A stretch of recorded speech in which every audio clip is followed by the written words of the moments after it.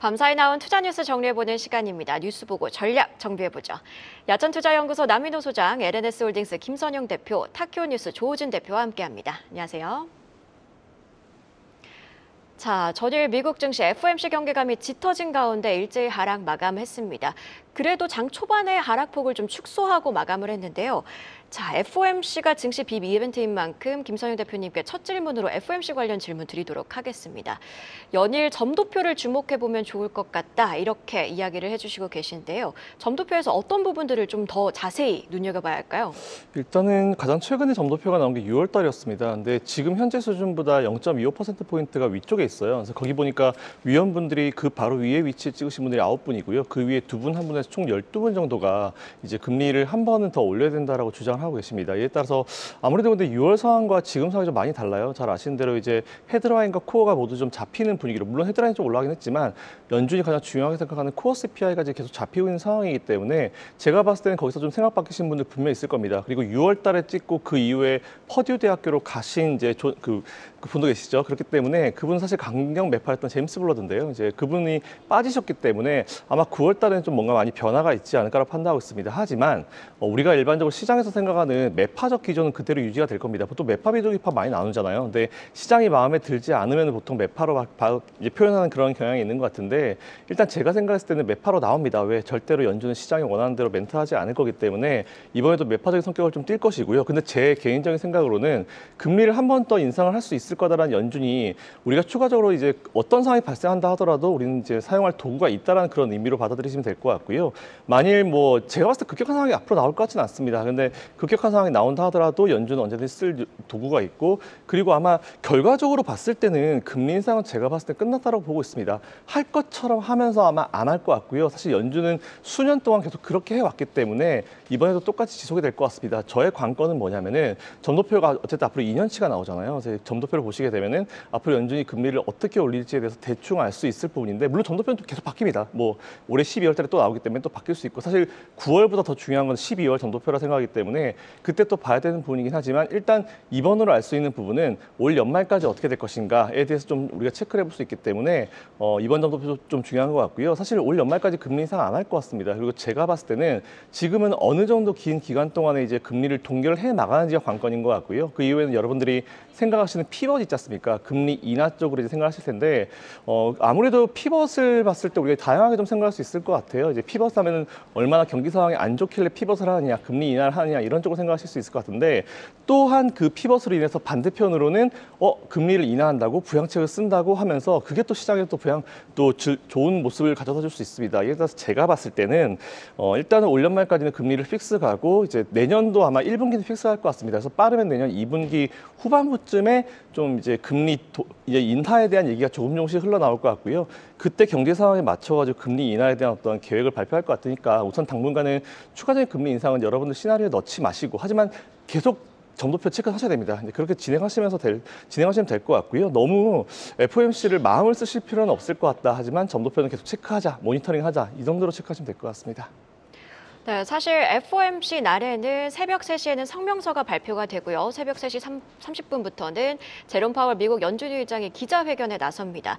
사실 이 제롬 파월 연준 의장의 기자회견 발언도 시장을 움직이는데요. 자, 그렇다면 비중으로 두고만 보자면 제롬 파월 연준 의장의 입에 주목을 좀 더 해봐야 될까요? 아니면 점도표에 주목을 해봐야 될까요? 반반입니다. 일단 제일 중요한 거는 아무래도 점도표. 점도표 한 60%가 낫겠네요. 점도표 한 60%, 우리 제롬 파월 의장 40%인데, 왜냐하면은 제롬 파월 의장은 똑같은 얘기 할 겁니다. 아마 이번에 또 바뀐 얘기 별로 안 할 것 같고요. 똑같은 얘기 할 것이고, 점도표에 대해서 설명은 굳이 잘 하지 않았기 때문에 이번에는 뭐 제롬 파월의 입보다는 그냥 보여지는 데이터, 우리가 직접적으로 눈으로 확인할 수 있는 점도표, 그걸 좀 집중적으로 보시면 될 것 같고요. 파월 의장 멘트하는 거는 그냥 참고사항 정도로 생각하시면 될 것 같습니다. 네, 그러면 이어서 또 추가 질문 드리도록 하겠습니다. 경제협력개발기구 OECD가 올해 세계 경제 성장률 전망치는 3%로 올린 가운데 우리나라 전망치는 기존의 1.5%를 유지했습니다.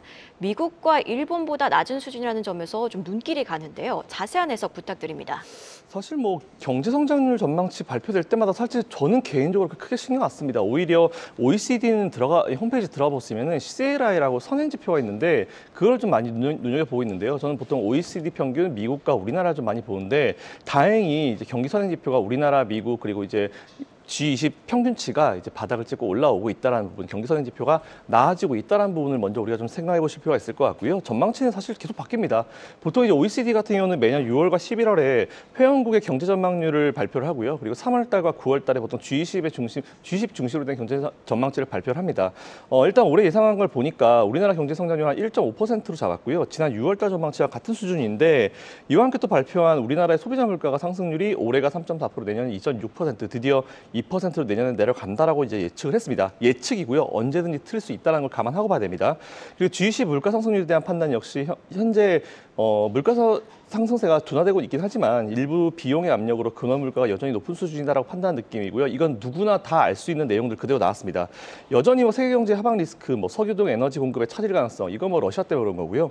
식량 가격의 상승, 이것도 러시아 때문에 그런 거고요. 중국의 경기 둔화 가능성, 이제 경기 둔화는 바닥 찍고 올라올 때 됐죠. 그렇기 때문에 좀 지난 얘기를 한 거기 때문에 일단 이거는 뭐 우리가 계속 다 알고 있는 새로울 게 없는 여전한 위험 요인이다라고 체크해 보시면 좋을 것 같습니다. 그러면서 각국의 인플레이션이 뚜렷하게 완화될 때까지 통화 정책을 이어가야 된다. 그리고 재정을 확충해라. 누구든지 할 수 있는 얘기죠. 이런 얘기 나왔고요. 그리고 이번 발표에서 특이한 부분이 우리나라 성장률이 일본의 25년 만에 뒤집혔습니다. 일본이 최근에 좀 많이 올라오고 있잖아요. 그래서 일본 같은 경우는 기존의 1.3%에서 1.8%로 0.5%포인트가 한 방에 올라왔고요. 우리나라는 이에 따라서 0.3%포인트 일본에게 뒤졌습니다. 이게 조금 마음에 들진 않는데 어쨌든 이것도 언제든지 변동성 있고 언제든지 바뀔 수 있는 부분이기 때문에 우리가 투자하실 때 참고 정도로만 하시면 좋을 것 같다라는 의견 드리겠습니다. 네, 그럼 이어서 글로벌 완성차 업계 소식도 살펴보도록 하겠습니다. 미국 3대 완성차 업체 전미 자동차 노조가 임금 협상을 두고 의견 차이를 좀 좁히지 못하고 있습니다. 파업이 미국 경제에 미치는 영향에 대한 관심도 높아지고 있는데요. 김선영 대표님, 상황 자세히 정리 부탁드립니다. 일단 뭐 이달 말까지 협상이 안 되면 미정부가 셧다운 될 수 있다 이런 얘기가 나오곤 있습니다. 뭐 일단 이달 말까지 민주당과 공화당 합의가 안 되면은 10월 1일자 0시 1분자부터 이제 셧다운에 들어가게 되는데요. 이게 사실 바이든 대통령이 굉장히 머리가 아플 이슈인 것 같은데 솔직히 바이든 대통령이 셧다운보다 더 신경을 좀 많이 쓸 이슈가 있습니다. 바로 미국의 자동차 노조 파업과 관련된 내용인데요. 현재 포드나 제너럴 모터스나 스텔란티스 미국의 3대 자동차 제조사죠. 파업 중인 전미 자동차 노조 UAW 측에서 22일 날 정오까지 중대한 진전, 뭔가 해결책이 아니고 중대한, 이게 되게 애매한 단어인데 중대한 진전이 없을 경우에 파업 참여 공장을 확대하겠다고 경고를 했습니다. 지난 15일이죠. 이제 파업을 시작하고 나서 일주일 만에 지금 뭔가 아무것도 나오지 않으니까 파업 공장 수를 늘리겠다고 했는데 사실 공장 수 늘리는 거는 뭐 누구든지 충분히 예상할 수 있었던 그런 부분이라고 보시면 될 것 같고요. 근데 앞에서 제가 말씀드린 대로 바이든 대통령이 이 이슈에 대해서 굉장히 머리 아프게 신경을 쓸 수밖에 없는 거는 현재 UAW가 파업을 진행하고 있는 지역을 한번 보시면은 미시건, 오하이오주, 미주리주입니다. 잘 아시는 대로 이 부분이 어디냐? 대통령 선거에서 굉장히 중요한 스윙 스테이트라 불리는 러스트벨트 지역인데요. 이 지역에서 이기냐 지냐에 따라서 선거의 판도가 굉장히 달라집니다. 뭐 대선의 핵심 요지라고 보시면 될 것 같기 때문에 이 지역 주민들 뭐 심기가 불편하면은 이제 본인 재선에 굉장히 문제가 될 수 있다는 부분. 물론 대선까지 아직 좀 시간이 남아있긴 하지만 벌써부터 이러면 나중에는 분명히 더 할 거다라고 생각할 수 있기 때문에 빨리 이 이슈는 정리하자라는 생각이 분명히 있을 겁니다. 그래서 이에 따라서 미국의 정치권에서 굉장히 골치가 아픈 이슈일 것 같고요. 이에 따라서 바이든 대통령은 분명히 수단과 방법을 가리지 않고 이 문제를 빨리 해결하려고 노력할 겁니다. 특히 회사 측보다는 이제 어쨌든 이쪽 살고 있는 주민들의 어떤 마음을 들어가지고 노동자 측에서 생각할 가능성이 좀 충분히 높습니다. 이에 따라서 만일 그렇게 되면은 자동차 관련 쪽 노조들의 어떤 기본적인 어떤 생활들이 좀 나아지는 쪽으로 진행이 된다 하면은 아무래도 이제 기업의 어떤 실적과 연관이 될 수 있을 것 같습니다. 아무래도 비용이 좀 많이 증가할 수 있는 부분이기 때문에 자동차 관련해서 투자하고 계신 분들은 이 부분은 그냥 모니터링하시고 크게 변화는 있지 않을 거기 때문에 참고만 하시면 될 것 같다는 말씀 드리겠습니다. 네, 이번에는 하이투자증권 스마트 PB센터 염정 차장님께 질문 드리도록 하겠습니다. 국내 완성차 업계에 미치는 영향은 어떨지 어떻게 보고 계신가요? 네, 뭐 일단은 이제 파업이 장기화된다라고 하면은 국내 완성차 업계에는 긍정적인 반사이익이 될 수밖에 없다라고 좀 보고 있는데요. 이번에 이제 임금 협상에 대한 부분도 이야기를 하고 있죠. 임금 협상에 따라서 비용이 증가하게 될 경우 상대적으로 가격 경쟁력이 약화될 수 있습니다. 그렇기 때문에 우리 국내 완성차 업체들은 이에 대한 반사 주가 수혜를 볼 수 있을 것으로 보고 있고요. 사실 이번에 빅3 업체들의 시장 점유율은 40% 정도 되고 있는데 그중에서 이제 전기차 쪽은 4%대 정도밖에 비중이 되지 않습니다. 그렇기 때문에 미미하기 때문에 뭐 테슬라라든지 이런 전기차 업체에 대한 수혜는 단기적으로는 좀 크게 없을 것으로 보고 있고요. 오히려 우리나라 완성차 업계 등이 오히려 좀 유리할 수 있다라고 좀 말씀드릴 수 있겠습니다. 현대차 같은 경우에는 뭐 최근의 흐름은 사실 좀 답답한 구간에서 횡보를 하고 있는 상황인데요. 3분기 실적 부분에서는 컨센은 좀 어느 정도 부합하면서 괜찮을 걸로 좀 보여지고 있습니다. 하지만 이제 최근에 주가가 이제 현대차 같은 경우에 20만 원 밑에서 19만 원대에서 계속해서 등락을 반복하면서 박스권에 갇혀 있는 상황인데요. 현대차의 실적을 보게 되면은 지난 4분기, 지난 작년 3분기 이후부터 영업이익이 지속적으로 좀 늘었고요. 2분기 실적이 워낙에 좀 강했었기 때문에 그에 반해서는 이제 3분기 실적이 살짝 또 꺾이는 모습을 좀 보여주고 있습니다. 실제로 현대차 같은 경우에는 최근 2분기 대비해서 3분기 글로벌 판매 대수가 약간 3만 대 정도 감소하면서 전분기 대비해서 5% 이내로 조금 줄어들 수 있을 거다라는 전망이 있기 때문에 이에 대한 부분이 좀 이미 좀 주가에 선반영됐다라고 좀 보고 있고요. 최근에 같은 경우에는 작년 후반기부터 작년 연말부터 올해 초 대비해서 지금 외국인 지분율은 그래도 꾸준히 늘어나고 있다는 점에서 일단은 지금의 좀 답답한 주가 수준은 일정 부분은 좀 다시 한번 좀 탈피할 수 있는 오히려 좀 기회가 될 수 있지 않을까라고 좀 보고 있습니다. 네, 조우준 대표님 공시 하나 체크해 보도록 하겠습니다. LG이노텍 정철동 대표가 자사주 500주를 늘렸다고 합니다. 투자자들이 눈여겨봐야 할 포인트는 어디에 있을까요? LG이노텍의 주가는 이제 아이폰의 업황과 이제 긴밀한 상관관계를 가집니다. 그래서 아이폰에 대해서 매출 호조라는 소식이 들리면 LG이노텍 주가도 같이 올라가고, 예를 들면 이제 예전에 그 코로나 때문에 중국 정주호 공장이 폐쇄됐다. 이럴 때 이제 여지없이 이제 LG이노텍 주가도 이제 꼰두박질 칩니다. 이런 맥락으로 아이폰에 대한 업황을 갖다 주시하시면 좋겠는데요. 최근에 있었던 그 이슈들은 좀 안 좋았죠. 중국 당국이 이제 미중 분쟁의 어떤 그 보복으로 아이폰에 대한 그 공무원들과 관계 당국들에 대해서 이제 쓰지 말라라고 이제 지침이 내려왔다는 것이 뭐 그때 이제 블룸버그의 이제 보도였는데, 그 때문에 이제 미국에서도 이제 애플의 주가가 떨어졌습니다. 그러다가 이제 아이폰 15 출시가 됐는데 그렇게 큰 영향이 없지 않느냐라고 하면서 이제 애플의 주가도 좀 횡보하면서 어느 정도 이제 그 우려가 둔화된 상태입니다. 우리가 이제 주목해야 될 점은 아이폰 50가 출시가 됐는데 원래 이제 아이폰은 이제 짝수혜보다는 홀수혜에 좀 많이 더 팔립니다. 이유는 이제 2년간 어떤 공백 때문에 그만큼 혁신이 많이 있었느냐 이런 것도 있지만 가장 중요한 거는 교체 주기가 2년이기 때문에 그렇습니다. 사실은 아이폰 자체에 큰 혁신이 매년 있었느냐, 아이폰이 있었냐 그런 건 아닙니다. 근데 아이폰을 쓰다 보면은 2년 정도 썼으니까 전 세계적으로 이제는 이제 아이폰도 뭐 이모저모로 좀 고장도 나고, 그다음에 또 다른 큰 이유는 이제 실증이죠. 이런 것이 맞물리면서 아이폰이 홀수혜가 사실은 아이폰 짝수혜보다 많이 팔립니다. 이런 맥락을 봤을 때 아이폰 15이 사실은 매출이 다 호조라고 봐야 되는데, 아까 말씀드린 그 잡음이 있었죠. 그 때문에 이제 아이폰에 대한 우려가 있었지만 실질적으로 이번에 이제 아이폰 15이 중국에서 뭐 어제 많이 들으셨겠지만은 그 예약 대기 물량이 완판이 됐습니다. 그런 걸로 봤을 때는 크게 큰 문제는 없는 것 같다라고 볼 수가 있고, 그리고 사실은 뭐 애플의 경영진들도 팀쿡 경영진들도 이제는 중국에서 좀 이렇게 빼야겠다, 그 공급망에서 빼야겠다는 이제 기조가 있었습니다. 왜냐하면 그때 코로나 때 너무 데여가지고, 그런 중국망이 어디가 대안이냐 봤을 때는 이제 베트남, 인도 등이 대안이고, 특별히 인도가 중요한 이유는 인도가 이제 올해를 기점으로 해서 세계 최대의 인구 대국이 됩니다. 인구가 많아야지 이제 매출과 시장이 커지는 것인데, 중국보다 인도가 더 커졌다는 것은 애플 입장에서는 인도에 대해서 중요하게 여길 수밖에 없습니다. 근데 현재 인도에 대해서는 비중이 적었기 때문에 만약에 이제 전체적으로 세계 평균의 이제 그 아이폰 그 비중이 20%입니다. 그럼 만약에 현재로는 이제 그 아이폰 비중이 5% 정도인데, 만약에 20%까지 올린다면 아까 말씀드린 대로 중국 인구 최대 대국이 중국에서 인도로 넘어왔기 때문에, 그러면 설령 중국에서 일정 이상 손해를 볼지라도 인도의 비중으로, 인도의 만회로 충분하다라고 볼 수가 있습니다. 모건 스탠리가 이제 그 2028년 인도 내 애플 비중을 15% 전망하고 있는 것도 이 때문이고, 그리고 가장 중요한 것은 애플이 언제나 지속하는 브랜드 가치입니다. 그러니까 제가 예전에 말씀드렸지만 사드 사태를 갖다가 돌이켜본다면, 그때 사드 사태가 터졌을 때 현대기아차 그룹은 5위권이었습니다. 중국 내 5위권이었는데 아이폰은 언제나 1위죠. 그러면 그 브랜드 가치 때문인데, 이 브랜드 가치가 1위인 기업에 대해서 그렇게 그 고객층이 쉽게 이제 놓지 않습니다. 그런 이제 그 전략을 갖고 있기 때문에 중국에서 손실도 별 볼일 없을 것이고 인도에서도 그 애플이 이제 여기다 주력을 한다면 손쉽게 20% 올라갈 수 있지 않을까라고 전망을 합니다. 이런 점에서 그 아이폰의 매출이 여전히 호조고 그렇다면 LG노텍의 주가도 사실은 예전대로 그 회복될 가능성이 높다 이렇게 볼 수가 있겠습니다.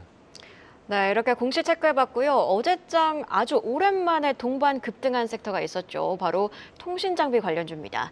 미국 인플레이션 감축법 수혜주로 거론되면서 기관과 개인 투자자들의 매수세가 몰렸는데요. 드디어 반등의 서막을 연 걸까요? 남인호 소장님, 진단 부탁드립니다. 네.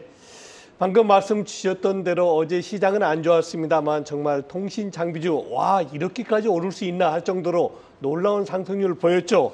에이스테크라든가 KMW 같은 경우는 상한가까지 말 그대로 가격 제한폭까지 올랐고요. 여타 통신 장비주들도 적게는 8%, 많게는 거의 20% 가까이 급등세를 보였습니다. 저는 또 한 가지 놀란 게 있습니다. 자, 그런데 이렇게 강한 상승세에도 그렇게 상한가 오르지 못한 것이 저 좀 이해가 안 가는데요. 왜 제가 이런 말씀 드리냐? 여러분 아시겠습니다만 통신 장비주 언제부터 주가가 못 올랐습니까? 3년 됐습니다. 저는 정말 어제 통신 장비주를 오르는 거 보고 꼭 느낌이 조선주가 오르는 것 같은 그런 느낌을 받았어요. 조선주 아시죠, 여러분? 조선주도 최근 3, 4년 동안 계속 하락하다가 금년 초부터 조금씩 움직이기 시작하고 이제는 웬만한 악재가 나오지 않고서는 완만한 상승세 계속 유지하고 있지 않습니까? 앞으로 통신 장비주도 계속 이렇게 되길 바라는데요. 어제 이렇게 통신 장비주가 급등한 이유가 뭐죠? 방금 이은행 격께서 말씀 주신 대로 미국이 이제 말 그대로 인터넷 초고속망을 설치하겠다는 겁니다. 2030년도 앞으로 7년 남았는데요. 7년 동안 우리 돈으로 약 50조 원을 투자해가지고 대한민국처럼은 안 되겠지만 아무튼 초고속 인터넷망을 꾸리겠다.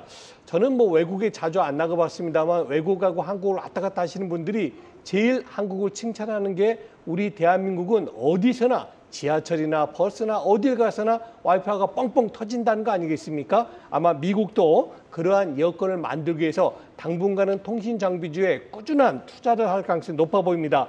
여러분 최근 들어서 우리 한국과 미국이 굉장히 긴밀해져 있죠. 뭐 외교라든가 국방이라든가 특히 제가 눈여겨보는 건 경제 부분인데요. 당분간 우리나라가 미국에 수출을 많이 할 것 같아요. 이제 뭐 중국 못지않게 미국이 중요한 그런 그 교육 대상국이 됐는데요. 가만히 봐보십시오. 2차 전지 배터리가 미국에 수출됐고요. 그다음에 농기계가 또 수출이 됐죠. 그리고 최근 들어서는 라면이 또 미국에서 그렇게 상황리에 판매가 돼가지고 라면업계 주가가 크게 올랐습니다. 이제는 어쩌면 통신 장비주들도 당분간 앞으로 몇 년이 될지는 단정 못 짓겠습니다만 상당 기간 동안 대한민국의 통신 장비가 미국의 초고속 인터넷망을 위해서 설치될 가능성이 매우 크다라고 보여집니다. 저는 이렇게 말씀드리고 싶어요. 바로 지금 뭐 통신 장비주 매수하셔가지고 얼마만큼 이익 보고 파십시오. 이 얘기가 아닙니다. 앞으로 7년 동안 미국은 꾸준하게 인터넷망, 초고속 인터넷망을 설치하는데 그중에 가장 핵심은 아무래도 장비가 갖춰져야 되지 않겠습니까? 그래서 당분간은 우리 시청자 여러분들도 이 통신 장비주 좀 관심을 가셔야 될 것 같습니다. 네, 이번에는 염정 차장님께 질문 드리도록 하겠습니다. 통신장비주, 지난 2020년도에 고점을 찍은 후에 최근까지도 장기간 조정을 받았었죠. 자, 이렇게 된다면 드디어 볕이 드는 걸까요? 현 시점 매수 접근 괜찮다 이렇게 보시나요? 네, 일단 통신장비주, 5G 장비주에 대한 사실 시각은 그리 좋지 못했습니다. 워낙에 반등이 한 번씩 나오긴 했었지만 그에 대한 연속성, 시세 연속성을 가지지 못한 채 말씀하신 대로 2, 3년간 시간이 좀 흘렀고요. 그 사이 주가는 사실 상당폭 주가가 좀 빠져 있는 상황이었습니다. 하지만 이제 지난주부터 이어졌었던 5G 관련주들의 움직임은 사실 이번에 이제 최근 한 3, 4거래일 정도 연속성을 좀 보여줬다라는 점에서 이제 바닥에 대한 부분을 인식했느냐라는 부분, 그리고 그에 따라서 진짜 실제로 올해 말 그리고 내년에 이어지는 5G 투자에 대한 좀 기대감을 시장에서는 좀 나오는 것 같고요. 이 부분은 근데 사실은 또 이런 게 있습니다. 어제 시장이 안 좋았고 최근에 시장이 좋지 않기 때문에 이러한 지금까지 낙폭이 과대했던 섹터 섹터라든지 그리고 조금 소외됐었던 섹터들이 좀 시장에서 다시 올라오는 이런 현상도 있기 때문에 같이 좀 감안을 하셔야겠다라고 좀 생각하고 있습니다. 5G 장비주들에 대한 미국향 수주에 대한 확대 기대감은 사실 실제적으로 나오고 있는 상황이고요. 뭐 에이스테크 같은 경우에 실제적으로 지금 양산을 시작했다라고 좀 뉴스에 나오고 있었습니다. 그에 따라서 에이스테크 같은 경우에 시장의 대장주를 좀 움직이는 모습을 나타냈고요. 5G가 투자가 사실 좀 우리 국내에선 좀 저조했습니다. 국내 시장에서는 5G 투자가 이제 통신사들이 적극적으로 이루어지지 않고 있는 상황에서 지금 6G로 넘어간다라는 이야기가 나오면서 6G 레디라고 해서 이에 대한 부분이 이제 내년 정도부터 조기 투자에 대한 기대감을 좀 나오고 있다라고 말씀드릴 수 있고요. 실제로 이제 이번에 나온 얘기는 사실 미국향입니다. 그래서 미국향 실적이 가져갈 수 있는 종목들 중심으로 실질적으로 주가는 연속적으로 주가의 시세가 나올 것으로 보여지기 때문에 그러한 종목들 위주로 좀 보셔야 될 것 같고요. 5G 관련 종목들 그래도 올해 한 상반기 이후부터는 실적이 좀 호전되고 있는 모습을 좀 보여주고 있는데요. 그중에 한 종목 이제 상한가 갔었던 종목을 제외하고 다른 종목들에 좀 관심을 가지실 텐데 솔리드라는 종목 좀 말씀을 좀 드려보겠습니다. 솔리드 같은 경우에는 작년 3분기 이후에 이제 호실적이 이어지고 있고요. 연간으로 봤을 때 일단 실적 개선세 이어지고 있습니다. 주가는 2020년 이후로 2021년 이후로 주가는 좀 많이 상당폭 빠졌지만 실제적으로 실적은 그리 나쁘지 않다라고 좀 말씀을 드릴 수 있겠고 솔리드 같은 경우에는 뭐 여러 사업 부분 중에서 아무래도 통신 사업 부분, 뭐 기존의 LTE라든지 5G 통신 장비 쪽에 대한 부분이 전체 매출의 거의 95% 차지하는 만큼 이에 대한 앞으로 투자에 대한 기대감은 분명히 나와 있고 워낙에 좀 이제 바닥이라는 인식 속에서 앞서 말씀드린 대로 이 부분은 일단은 시장의 상황과 시장의 상황이라는 것은 지금 주도 섹터가 쉬어가는 상황 속에서 이러한 섹터들이 어디까지 움직일 수 있는지 같이 좀 매칭을 해보시면서 접근을 하시는 게 좋겠다라고 생각하고 있습니다.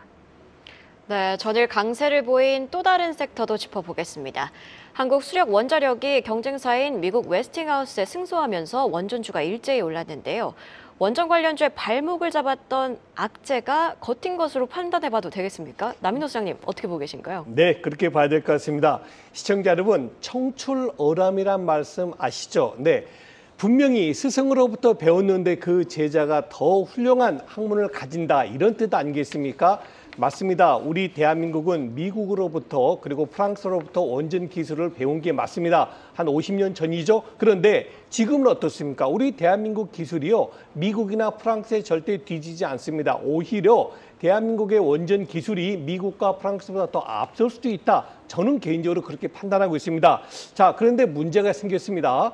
최근 들어 국제 원유 가격 꾸준하게 오르고 하니까 유럽이라든가 세계 각국에서 가장 저렴한 전기를 만들 수 있는 원자력 아닙니까? 물론 환경 문제 이런 거 조금 있긴 있죠. 그렇지만은 여전히 가장 합리적이고 가장 저비용으로 들어갈 수 있는 게 바로 원전이어서 지금 폴란드라든가 체코라든가 또 석유가 그렇게 많은 사우디에서조차 원자력 발전소를 지금 건립을 하려고 합니다. 그래서 우리 한국한테 한번 해보자 했더니 바로 우리나라의 원자력 기술을 전해줬던 웨스팅하우스에서 발목을 잡았습니다.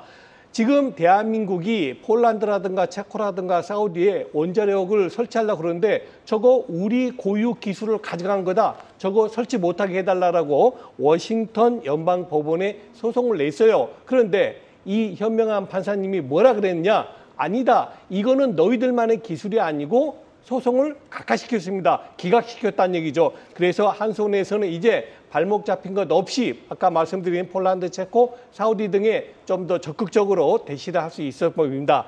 자, 우리가 보통 아파트를 설립하면요. 시공사 다르고 감리 다르고 설계 다 다르지 않습니까? 한 회사에서 하면 안 되니까. 그런데 원자력은 그렇지 않습니다. 원자력은요. 설계로부터 시공 그리고 조달까지 모든 걸 통키반식으로 한 회사가 일괄적으로 책임지게 돼 있습니다. 그래서 한국수자력자원공사에서 받아가지고 그거를 이제 설계는 한전기술이 그리고 조달은 두산에너빌리티가 그리고 시공은 삼성물산과 한화건설에서 각각 할 것 같습니다. 쉽게 말하면 이번에는 한손의 승리가 아니고 대한민국에 있는 원자력 발전 모든 관련사들이 다 혜택을 볼 수 있다 이 얘기입니다. 제가 아까도 말씀드렸습니다만 원자력 사실 환경 문제가 있기는 있죠. 그러나 지금 이제 국제원유 가격 오늘 96달러까지 올라갔다 종가 무렵이 약간 주춤했죠. 이제 곧 100달러에 임박한 이 상황에서 원자력을 대체할 수 있는 그런 다른 방법이 있겠느냐? 저는 없다고 봅니다. 다행스럽게도 우리 대한민국은 아직 세계 최고의 원자력 기술이 있기 때문에 이제 폴란드라든가 체코, 사우디에서 다른 국가들에도 우리 대한민국의 원자력 기술이 계속 수출되기를 바라겠습니다. 네, 그럼 이어서 염정 차장님께 질문 드리도록 하겠습니다. 원전주 오늘장에서도 좋은 흐름 이어갈 수 있을지 궁금하고요. 원전주 가운데서 토픽 종목 꼽아주신다면 어떤 종목 선정하시겠습니까? 네, 이번 사실 소송건에 대해서 조금은 좀 냉정하게 좀 봐야 될 것 같다는 생각을 하고 있습니다. 물론 어제 같은 경우에 이제 장 전에 이러한 좀 뉴스가 나왔기 때문에 그 부분에서는 주가가 관련주들이 원전 관련주도 오랜만에 좀 상승이 있었고 대부분도 윗꼬리를 좀 달고 내려온 모습을 좀 보여주고 있습니다. 이 부분이 뭐 계속해서 오늘도 시세 연속성 가져갈 수 있을지 마찬가지로 좀 봐야 될 것 같고요. 사실 웨스팅하우스 같은 경우에 지금 이번 소송건에 대해서 이번 판결에 대해서 수출 통제 집행 권한이 미 정부에 있다라고 판결한 것에 불과하다. 한마디로 이 부분에 대해서는 이제 권한이 어디에 있느냐에 대한 부분이지 이제 뭐 기술력 그런 기술력이라든지 이런 부분에 대해서 판결한 부분은 아니거든요. 그래서 웨스팅하우스는 또 항소 얘기까지 좀 나오고 있습니다. 그렇기 때문에 지금 단기적으로 우리가 승소했다고 해서 바로 뭐 우리에게 원전 수주가 글로벌 원전 수주가 들어오는 부분 좀 아니다 냉정하게 좀 판단하셔야 될 것 같은데 이런 부분에서는 일단은 종목들 같은 경우에 단기적으로 원전 관련주 어찌 보면은 원전 관련주 중에서 가장 좀 밑단에 있는 종목들이 더 좀 시세는 좀 세게 나오고 있고요. 어제 같은 경우에는 다행히도 뭐 두산 에너빌리티라든지 한전기술 같은 대형주들도 같이 좀 움직임이 좀 잘 나타났습니다. 근데 아직까지 이 소송이 전 끝나지 않았다라는 부분과 그리고 그에 따른 뭐 즉각적인 어떤 수주가 나올 수 있는 시간은 워낙에 좀 텀이 있기 때문에 이에 대한 부분을 같이 고려하셔가지고 만약에 원전주에 대한 좀 장기적인 안목으로 가져가신다라고 한다면 저는 두산 에너빌리티라든지 한전기술 같은 대형주에 대한 접근이 좀 맞지 않을까라고 생각하고 있고 중소형 종목들은 조금은 좀 짧은 트레이딩 관점에서 접근하시는 게 좋겠다라고 말씀드리겠습니다. 이번에는 김선영 대표님께도 공시 하나 여쭤보도록 하겠습니다. 효성중공업이 1,150억 원 규모의 GTX-C 건설공사를 수주했다고 합니다. 자세한 내용 정리 부탁드립니다. 네, 이렇게 인적 분할해서 잘 나가는 기업 보면 사실 굉장히 기분이 좋습니다. 우리나라 뭐 많은 기업들이 물적 분할해가지고 제가 방송 나와서 그렇게 안 좋은 얘기를 했는데 인적 분할하고 나서 잘 되는 기업 보면 굉장히 기분이 좋은데요. 효성중공업이 수도권 광역급행철도죠. 이제 쓰이노선 건설공사 수주를 1,150억 정도에 수주했다는 그런 공시 내용을 발표했습니다. 매출 기준으로 이제 3.28% 전년 동기 대비해서 규모이고요. 뭐 규모는 그렇게 적절한 수준인 것 같습니다. 그리고 계약 기간이 실착공일부터 60개월 5년이어서 이제 1,150억 원을 5년에 나눠서 이제 들어오기 때문에 1년에 한 200억 정도 치면 될 것 같습니다. 일단 내년 상반기에 착공 예정이라고 보시면 될 것 같고요. 앞에서 말씀드린 대로 효성그룹에서 이제 인적 분할한 이후에 영업이익 기준으로 2018년도 6월 분할 이후에 사실 최대 실적을 계속 찍어가고 있습니다. 건설 부분 역시 사실 작년에 이제 저점을 찍었고요. 그때 이후에 반등하기 시작하면서 구조도 최근에 보니까 굉장히 개선되고 있고 재무제표를 어제 한번 열고 봤는데 굉장히 안정을 좀 많이 찾고 있었다라는 그런 모습이 보였습니다. GTX 시노선 같은 경우는 사실 그리고 이제 제가 보통 수주를 딸 때 어느 쪽에서 따오는지를 좀 보실 필요가 있다고 말씀드렸는데 특히 전 대기업에서 따오는 거 좋아합니다. 그리고 국가에서 따오는 거 좋아하는데 왜냐하면은 돈 잘 받거든요. 돈을 못 받을 가능성이 거의 0%에 수렴하기 때문에 이런 국가에서 따오는 사업은 굉장히 좋습니다. 이에 따라서 이런 부분에서 긍정적이고 요거 하나 또 따기 시작하면은 나머지도 줄줄이 나올 수 있기 때문에 그 부분 참고하셔가지고 투자해 보시면 좋을 것 같다라는 의견 드리겠습니다. 네, 조호진 대표님 마지막으로도 공시 하나 더 체크해 주시면 좋을 것 같습니다. 최대 주주를 서로 꿰차며 경영권 분쟁이 심했던 기업들 이야기인데요. 파마리서치가 CTC바이오의 최대 주주로 또다시 변경됐다고요? 예, CTC바이오는 이제 그 사료의 효소제를 만들기도 하고 또 인체의약품도 만드는 이제 독특한 기업입니다. 그래서 알찬 기업인데 원래 이제 그 전원용 대표가 있었는데 이민규 대표 측에서 이제 그 M&A로 적대적인 M&A로 그 지분을 갖다 인수하면서 최대 주주로 21년도에 이제 등재가 됐습니다. 그 지분이 낮으면 뭐 어쩔 수 없는 일이긴 한데, 그러니까 전원료 대표가 사실은 누구를 찾아갔냐면 이제 파마리서치를 찾아갑니다. 파마리서치가 그 전원료 대표의 일을 듣고 나서 이게 CTC바이오가 그만큼 뭐 매력이 있다라고 판단을 했기 때문에 추가로 이제 매집에 들어갑니다. 그래서 전원료 대표의 그 우군이 돼가지고 파마리서치가 올해 이제 그 4월달에 그 최대주로 다시 이제 등재가 됩니다. 그러니까 아까 말씀드린 대로 이민구 대표 측이 21년도에 최대주였다가 파마리서치가 지분을 갖다가 상장사니까요. 꾸준히 매입을 하면서 올해 4월에 이제 최대주가 됐다가 이민구 대표 측에서 갖고 있던 지분을 이제 주식담보대출을 받아가지고 다시 이제 현금을 우리가 보통 얘기하는 이제 실탄을 마련한 다음에 다시 또 매집을 합니다. 그래가지고 이제 최대주가 바뀌었다가 이번에 다시 파마리서치에서 이제 최대주주로 이제 등재됐다고 어제 장 마감에 공시를 했습니다. 그러면 어제 그 공시 기준으로 보면 파마리서치 측이 이제 17.26%, 그 다음에 이민구 대표 측이 15.5%이기 때문에 불과 1.7%밖에 차이 나지 않습니다. 그래서 사실은 올해 YTD 보면 경영권 분쟁 때문에 CTC 바이오가 103% 정도 올랐음에도 불구하고 여전히 경영권 분쟁의 소지가 크다라고 볼 수가 있고요. 이 점이 사실은 시장에서 가장 주목해야 될 만한 점이라 보고 CTC 바이오는 이제 아까 말씀드린 대로 그 업황 자체는 매출은 비즈니스 모델이 좋습니다. 그러나 이렇게 계속 최대주가 바뀌다 보면은 뭐 회사가 좀 지저분하고 뭔가 잡음이 나고 그러면은 직원들 제대로 일을 못하는 부분 좀 아쉽긴 하겠죠. 이 점이 있기 때문에 빨리 이제 최대주가 안정이 돼서 CTC 바이오의 원래 본업인 그 소아효소자 인체의약품 개발하는데 집중하는 것이 장기적으로는 좋겠다라고 이제 생각을 합니다.